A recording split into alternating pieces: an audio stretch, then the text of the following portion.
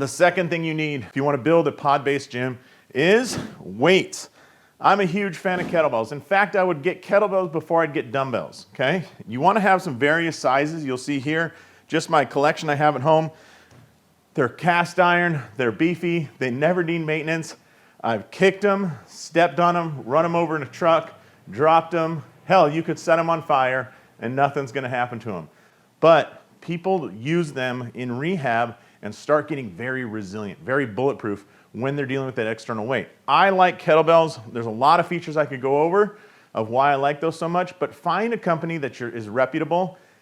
They're heavy, they're expensive, and so the best thing you can do is look for like Black Friday deals and specials. If a place is willing to give you free shipping, then use that. But that's the tool number 2, a nice big batch of kettlebells. Now, as far as weights, I think you want to have a few very light weights, like a couple 10 to 12 pound kettlebells, then a couple 18-pound kettlebells. Then you get into this 26 point something weight. I would have a pair of those. You can start out and just having one of each, but a pair of them makes it really good. Then I would have a pair of 35s, a pair of 44s, and then every weight above 44, so 53, 68, 70, just have one of each. It's rare in 400 square feet that you're going to need much more weight than that.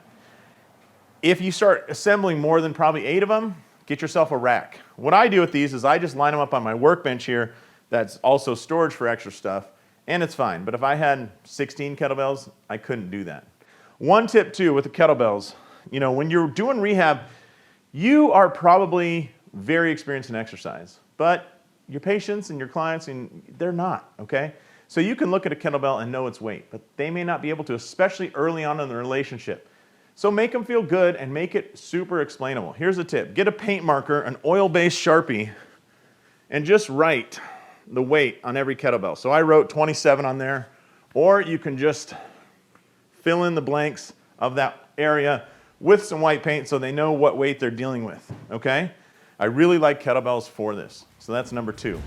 Thanks so much for checking out these videos. I hope they're useful. We'll cover things like rehab, exercise, business model, progressions, layout, everything else that helps you build a clinic. So if you're interested, you can click here, there to get more videos just like this.